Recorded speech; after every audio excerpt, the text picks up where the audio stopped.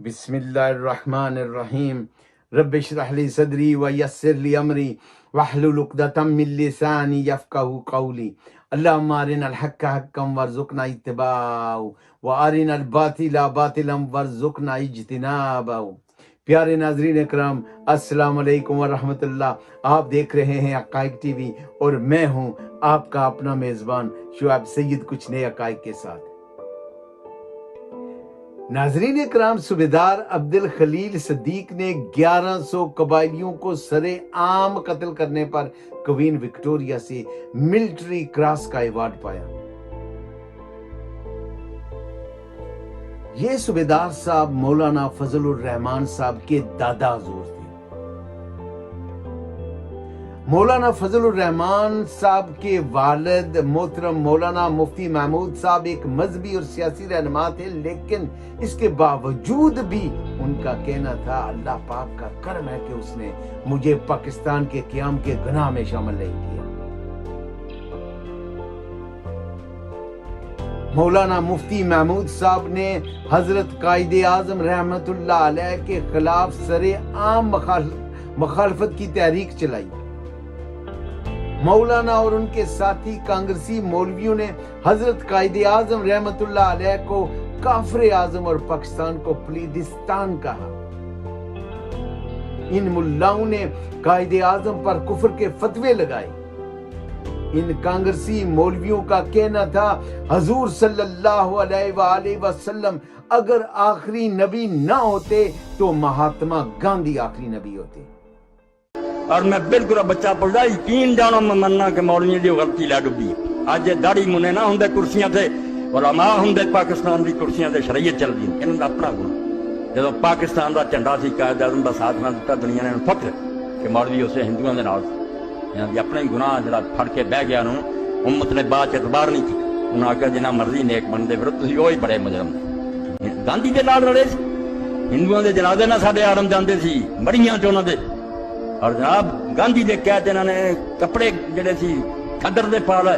اور مولانا حسین احمد مدنی آخیا میں اس بندہ جنازہ نہیں پڑھاؤنا جنہیں گاندھی دی پیر تے کھدر نہیں پایا، دین بنا لیا۔ اور رسالے لکھ دیتے کہ اگر نبی ہونا ہوندا تو گاندھی ہوندا۔ جب پاکستان بن گیا تو یہ ملا پاکستان کے مامے چاچے اور ٹھیکیدار بن کر پاکستان آ گئے۔ 1965 میں مولانا فضل الرحمان کے والد مولانا مفتی محمود صاحب نے مادر ملت فاطمہ جناح رحمت اللہ علیہا کے خلاف الیکشن لڑا اور عورت کی حکومت حرام ہونے کا فتویٰ دیا۔ مولانا مفتی محمود صاحب کی 1980 میں وفات کے بعد جمعیت علماء اسلام کی قیادت کے معاملے پر جھگڑا ہو گیا اور جمعیت علماء اسلام کے 2 گروپ بن گئے۔ ایک گروپ کے سربراہ مولانا فضل الرحمان بن گئے اور دوسرے گروپ کے سربراہ مولانا سمیع الحق بن گئے۔ مولانا فضل الرحمان صاحب بھی اپنے ابا جان کی طرح عورت کی حکومت حرام کا فتویٰ ہمیشہ اپنی جیب میں رکھتے تھے۔ 1993 میں مولانا فضل الرحمان صاحب نے بے نظیر کی حکومت کے بارے میں بھی فتویٰ دیا کہ عورت کی حکومت حرام ہے۔ اس پر بی بی شہید نے ڈیزل کے پرمٹ دکھائی تو مولانا داڑھی اور پگڑی سمیت آ کر بی بی کے قدموں میں بیٹھ گئے۔ پھر اس کے بعد ہمیشہ کے لیے عورت کی حکومت ایسی حلال ہوئی کہ مولانا 2021 سے پی ڈی ایم کے جلسوں میں مریم صفدر کے کاندھے کے ساتھ کاندھا ملائے بیٹھے نظر آئے، اور نون لیگ کے خواجہ آصف صاحب کی طرف سے مولانا ڈیزل کا لقب بھی ہمیشہ کے لیے مولانا کو مل گیا۔ مولانا کے پسندیدہ شوق میں سے حلوہ اور اقتدار خاص قسم کے شوق ہیں۔ شاید یہی وجہ ہے کہ مولانا ہمیشہ حکومت کا حصہ رہے ہیں۔ جس حکومت میں مولانا نہیں وہ حکومت ہی حلال نہیں۔ پرویز مشرف صاحب نے لال مسجد پر حملہ کیا۔ مشرف صاحب کا یہ عمل صحیح تھا یا غلط یہ ایک الگ بحث ہے، لیکن مولانا اس وقت مشرف حکومت کا حصہ تھے.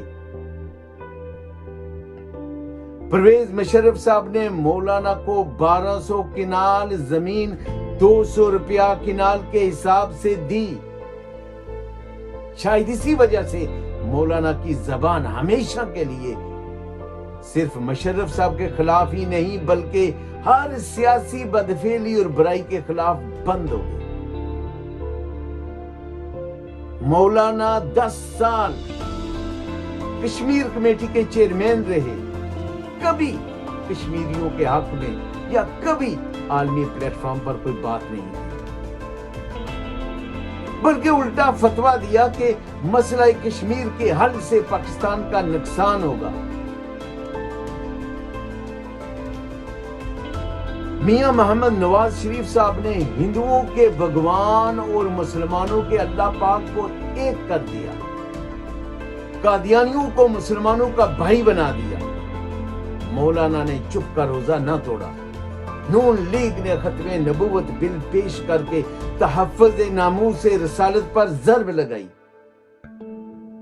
ممتاز قادری کو پھانسی کی سزا سنائی. مولانا کی چپ برقرار رہی. مولانا نے کبھی تحفظ اہل بیت و صحابہ کرام یا ناموس رسالت پر یا نظام اسلام یا سود پر کتاب لکھی یا بولے.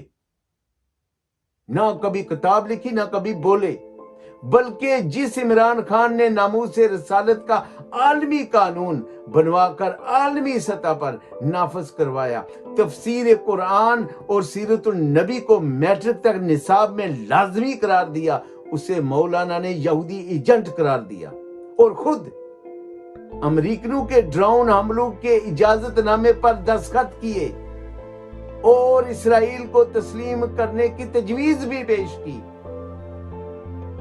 مولانا کے اقتدار سے عشق اور جنون اس وقت کھل کر سامنے آیا جب 2011 میں وکی لیکس کی رپورٹ نے تہلکہ خیز انکشاف کیا کہ مولانا صاحب نے امریکی سفیر کی جا کر منت سماجت کی کہ مجھے پاکستان کا وزیر اعظم بنا دو, میں آپ کی بہتر خدمت اور مدد کروں گا, آپ جو قانون کہو گے میں بناؤں گا. معاون خصوصی غلام محمد نے فیصلہ آباد پریس کانفرنس میں کہا کہ مولانا فضل الرحمان صاحب نے بڑے پیمانے پر ملکی دولت کو لوٹا اور اندرون و بیرون ملک جائیدادیں بنائیں, مگر اس پر انہیں کوئی شرمندگی نہیں.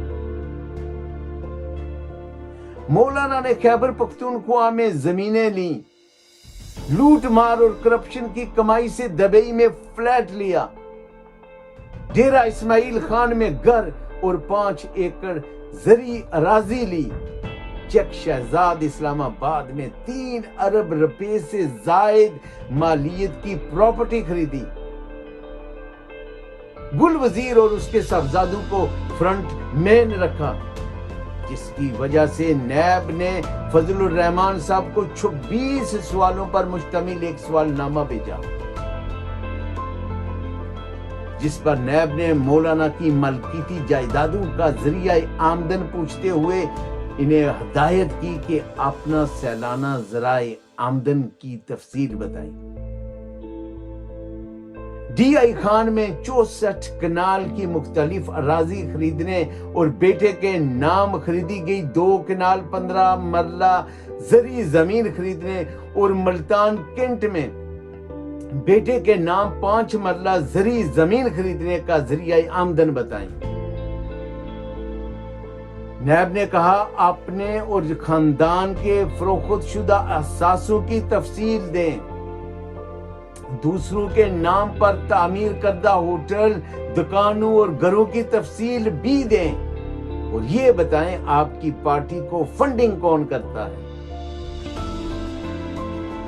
جس پر مولانا کسی لاڈلی سی دلہن کی طرح ناراض ہو گئے اور سوالوں کے جواب دینے کے یا نیب میں حاضر ہونے سے انکار کر دیا. انہیں خصوصی کا کہنا تھا کیا مولانا کوئی مقدس گائے ہیں یا وہ پاکستانی نہیں. مولانا کو بھی دوسروں کی طرح اپنے کیے کا حساب دینا ہوگا۔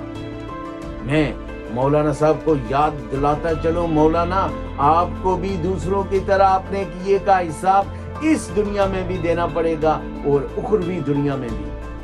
ممکن ہے اس دنیا میں انسان کچھ دے دلا کر بچ جائے، لیکن دوسری دنیا کا قانون ہے، اعوذ باللہ من الشیطان الرجیم، بسم اللہ الرحمن الرحیم، فمن یعمل مثقال ذرۃ خیرا یرہ ومن یعمل مثقال ذرۃ شرا یرہ۔ یعنی ذرہ برابر نیکی کی جزا ملے گی اور ذرہ برابر بدی کی بھی سزا ملے گی۔